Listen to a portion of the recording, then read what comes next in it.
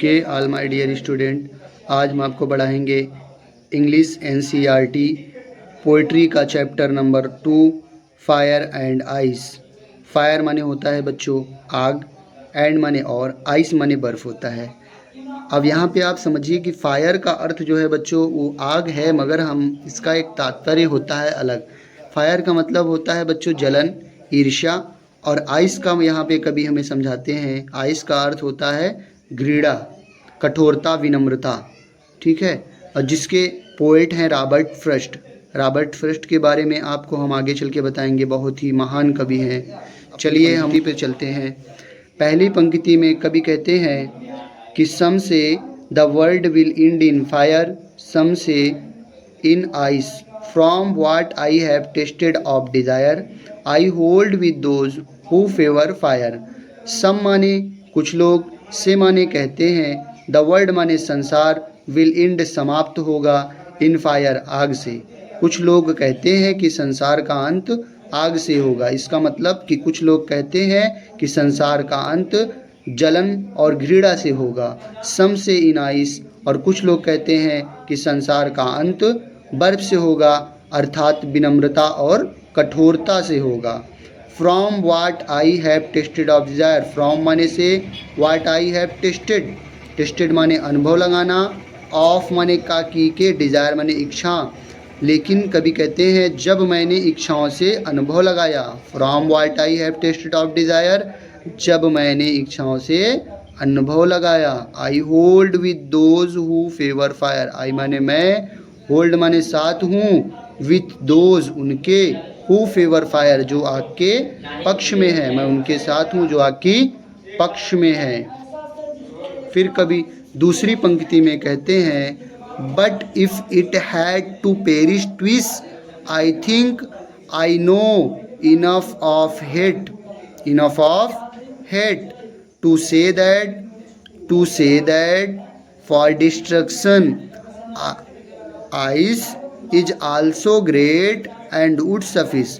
But लेकिन, if it had to perish twice, perish माने दो विनाश होना, ट्विस माने दोबारा से, लेकिन यदि संसार का दोबारा से अंत होना हो, कभी कहते हैं लेकिन यदि संसार का दोबारा से अंत होना हो, आई थिंक आई नो, मैं जानता हूँ और मैं सोचता हूँ। कभी कहते हैं आई थिंक, मैं सोचता हूँ, आई नो, और मैं जानता हूँ, इनफ ऑफ इट, इनफ माने पर्याप्त है, ऑफ इट माने नफ़रत, इसके लिए नफ़रत ही पर्याप्त है। कभी कहते हैं but if it had to perish twice, लेकिन यदि संसार का दोबारा से अंत होना हो, आई थिंक आई नो, मैं सोचता हूँ और मैं जानता हूँ, इनफ ऑफ इट, इसके लिए नफ़रत ही पर्याप्त है।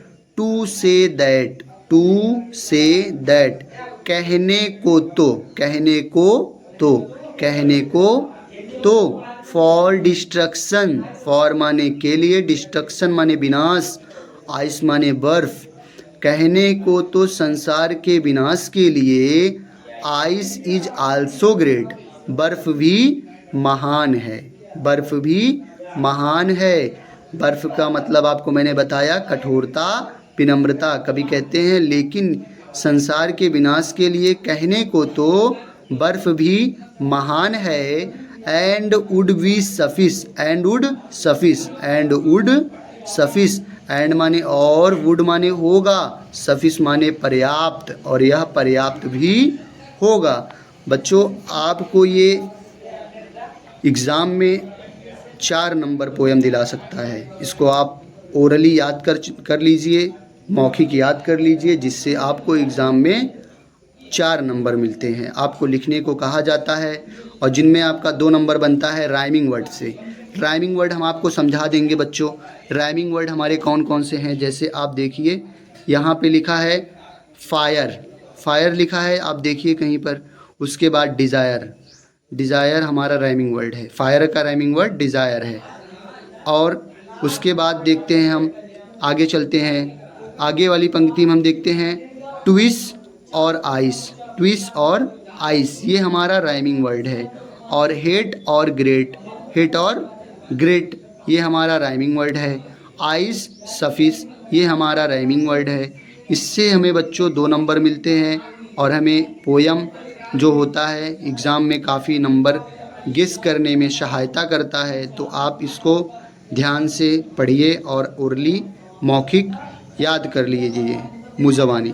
ओके बच्चों, फिर मिलते हैं आगे अगले वीडियो में। लाइक एंड सब्सक्राइब करिए। Best of luck.